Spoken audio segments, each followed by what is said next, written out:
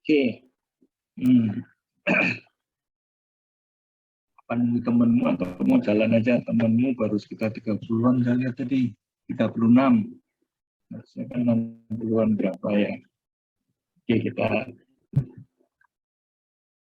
tunggu sebentar atau mulai aja.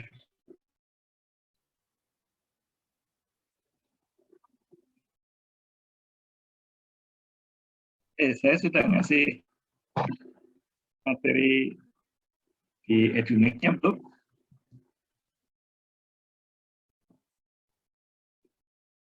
Halo. Terakhir kali saya lihat sih Pak, yang kemarin itu belum ada. Terakhir kali saya lihat, tapi sekarang belum. Belum cek ada lagi. kalau gitu. Yang kuliah keempat ya. Ya apa catatan kuliah yang keempat? Nanti tiap. Oke, kita udah 40 orang, kita mulai aja ya. Jadi substitution rule for indefinite integral. Jadi ini apa namanya?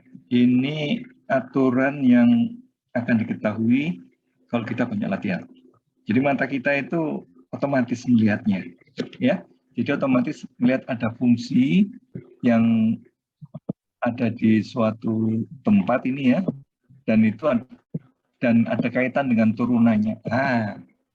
Itu kan hanya bisa oleh mata yang jeli. Jadi di sebelah sininya itu misalkan ada X kuadrat, di sebelah sininya ada X pangkat 3. Kayak gitu ya. Di sininya ada sin, di sebelah sininya ada cos. Pak, kalau dua-duanya cos gimana Pak? Ya boleh aja cos asalkan yang cosnya itu misalkan satu kuadrat kan cos kan. Nah kalau cos diganti sin kan jadi sin cos lagi nantinya. Jadi nanti bisa pakai metode substitusi. Ya jadi diakalin lah. Itulah pentingnya latihan soal itu, pinter mensiasati ini. Kalau ada kos kayak gini, saya harus mengusahakan supaya kayak gitulah ya, mengusahakan supaya saya bisa memakai metode substitusi. Ini kan namanya metode substitusi ya, atau substitution rule gitu kan ya.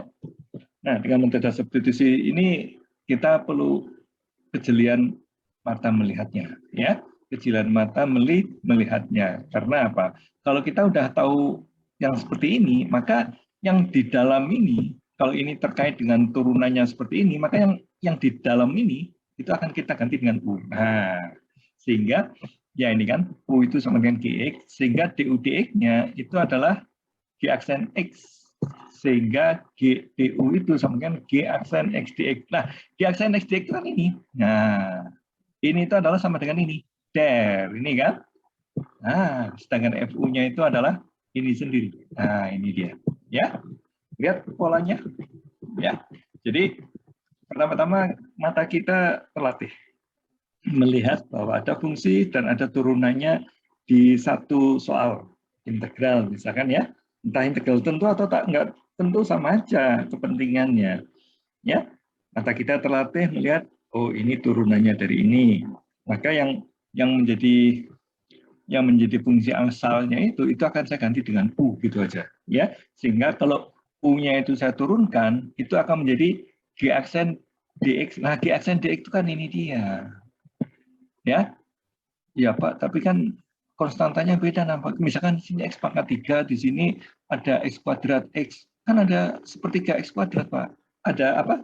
3X kuadrat. Ya, tiganya nggak usah diikutkan, jadi sepertiga. Kayak gitu ya.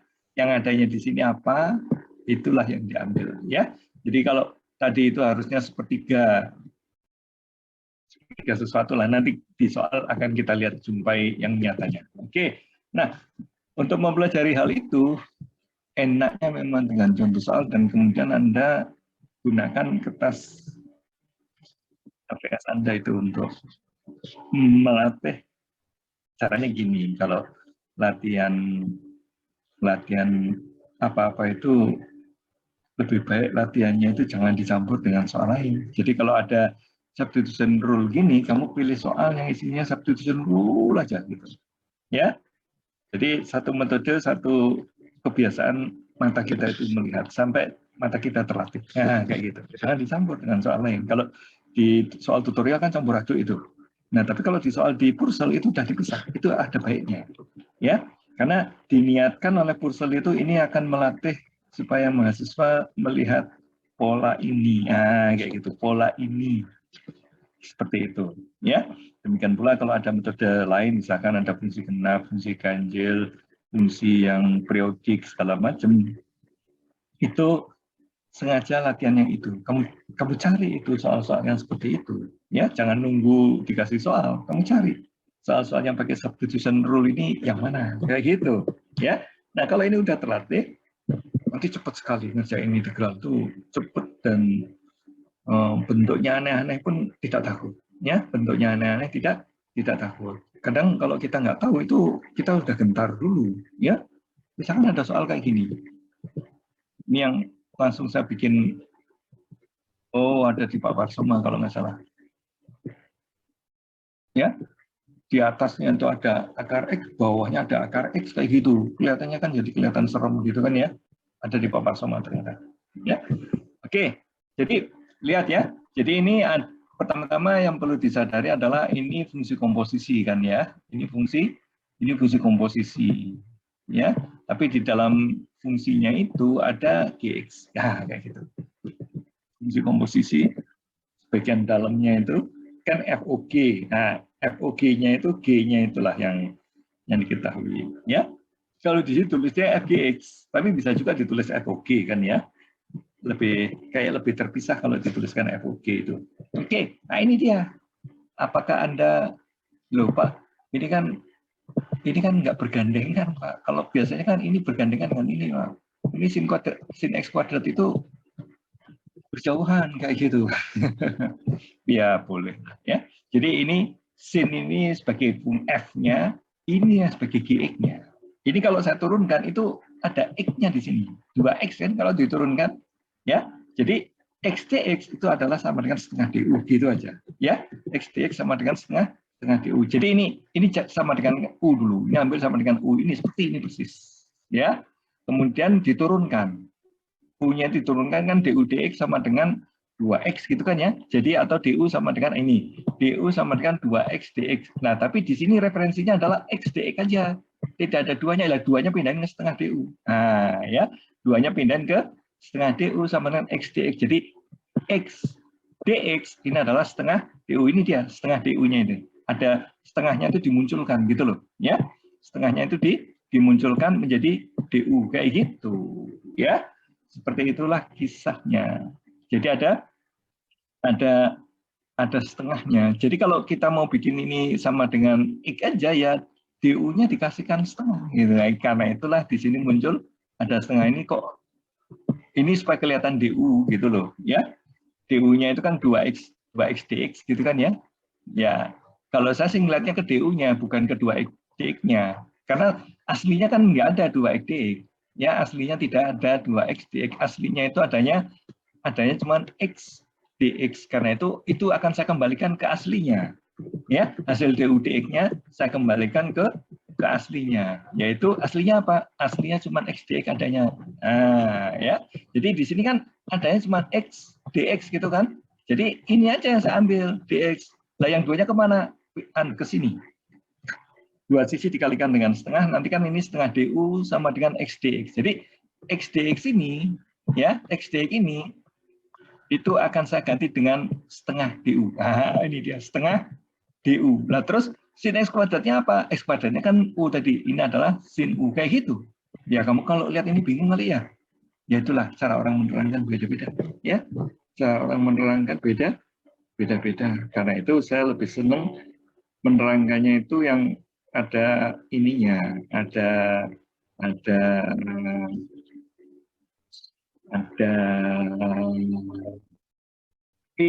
yang benar mungkin yang benar mungkin karena ini kan di aksen X-nya gitu kan ya.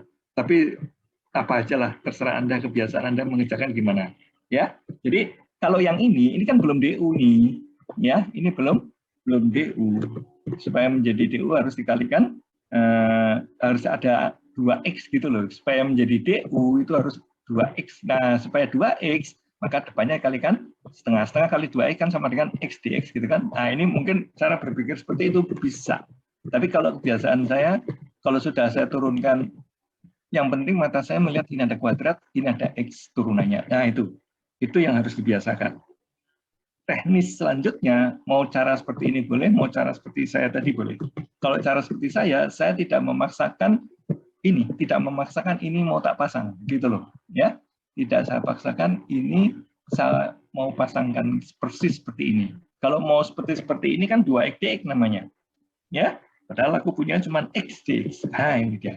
Kalau mau persis sama seperti du, nah ini kan. Kalau mau persis sama seperti du, maka ini harus di 2x dx.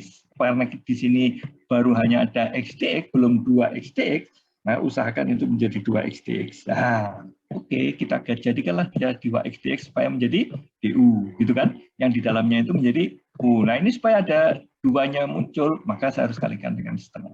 Ya, ini kan kalau dikalikan kan jadi aslinya kayak gini kan? Ya, kalau setengah kalikan 2 itu. Ya, karena itu Anda boleh cara seperti ini atau cara saya. Yang adanya aja di sini. Nggak usah mikirin kalikan setengah. Ya, nggak usah mikirin kalikan setengah. Yang aku punya apa? Aku punya x dx, ya sudah. X dx itu apa? X dx itu adalah setengah du, gitu aja. Ya, jadi x dx ini saya ganti aja dengan setengah du, gitu aja. Setengah du, udah urusan selesai. Ya, kemudian sin x kuadratnya itu adalah sin u, udah selesai. Ya, nah kalau integral dari sin kan gampang, min cos gitu kan, ada setengahnya jadi min setengah cos. Ya, kemudian u-nya dikembalikan ke aslinya, ke habitat aslinya yaitu x kuadrat, sehingga ini akan menjadi x kuadrat muncul di situ.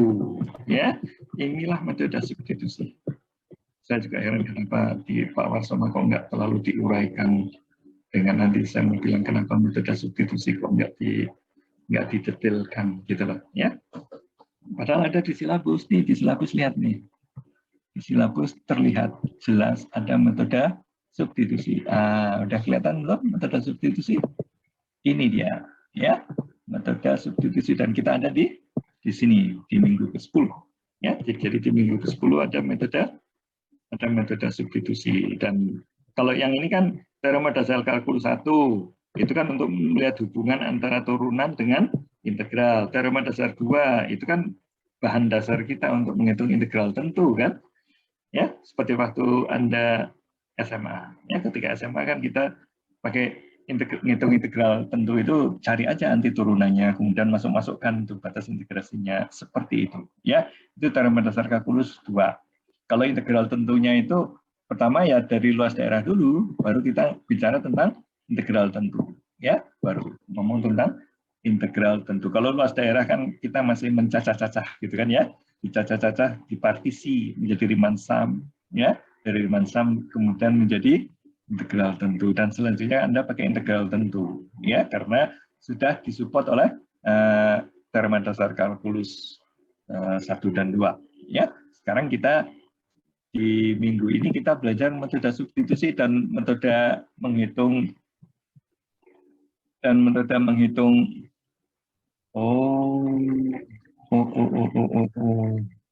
Di sini target kita cuma metode substitusi. Saya padahal udah tertarik untuk masuk ke sini nih, ya. Sudah tertarik untuk masuk, ya udahlah, jalan aja kita, ya. Kita jalan aja, nanti sisa waktu kita ya kan bisa untuk acara yang lain-lain. Ya, daripada kita seharian ini ngomong metode substitusi aja, terlalu lama waktunya untuk membahas satu topik kecil gitu kan ya. Satu topik kecil, karena topik kecil tapi paling sering keluar di ujian, ya, paling sering keluar di ujian itu ini. Jadi Anda latihanlah ini yang baik, ya, latihan cari soal-soal yang khusus nantinya akan pakai metode substitusi sampai Anda lancar, dan terserah Anda mau mengerjakannya dengan versi seperti yang saya terangkan atau versi buku yang, ya, kalau versi buku kan dikejar ini, ya, 2xdx itu dikejar. Kalau saya tidak saya kejar, saya biarkan aja. Nah ini ya, saya biarkan aja xdx yang ada, ya, tinggal du-nya yang saya sesuaikan, yaitu setengah du, ya. Jadi ini setengah du sama dengan x dx, ini kan x dx sama dengan setengah, ya, setengah du. Nah, kemudian ada sin x kuadrat, ya, itu sin u, kayak gitu kan, gampang kan, ya. Terserah Anda mau pakai Tapi untuk latihan ya, kalau Anda termasuk orang yang sering terpaku pada formula, ya, sering terpaku pada rumus, ya rumusnya kan kayak gitu, Pak. Gitu kan. Rumusnya kan jelas-jelas seperti ini. Ya kita ikutilah pola seperti itu ya boleh, ya. Tapi kalau Anda sudah mahir, ya, kalau sudah mahir itu tidak perlu persis seperti itu, tidak apa-apa sepanjang kamu bisa melihat ininya, ya, bisa mengalihkan. Ya, kemana ini?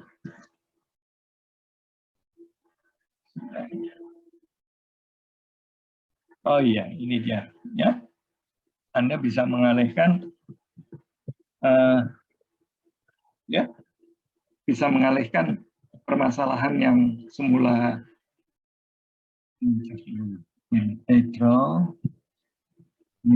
Kalau ganti halaman kok stabilonya nggak ikut kan, tetap ikut ya, harus selalu diklik lagi, ya. Yang penting Anda bisa melihat di sini ada ini, itu melihat itu. Nanti ada sinus, ada kosinus, ya. Oke, untuk soal ini udah. Sekarang kita coba yang lain. Nah ini, ya, lihat lagi nih. Mata kita kalau udah jeli, itu akan lihat ini. Akan lihat ini kalau diturunkan kira-kira akan menjadi kayak gini. Nah, kayak gitu. Ya, kira-kira kalau diturunkan akan menjadi sesuatu yang seperti itu. Masalah bisa jadi sedikit agak rumit mungkin ya. Kalau yang ada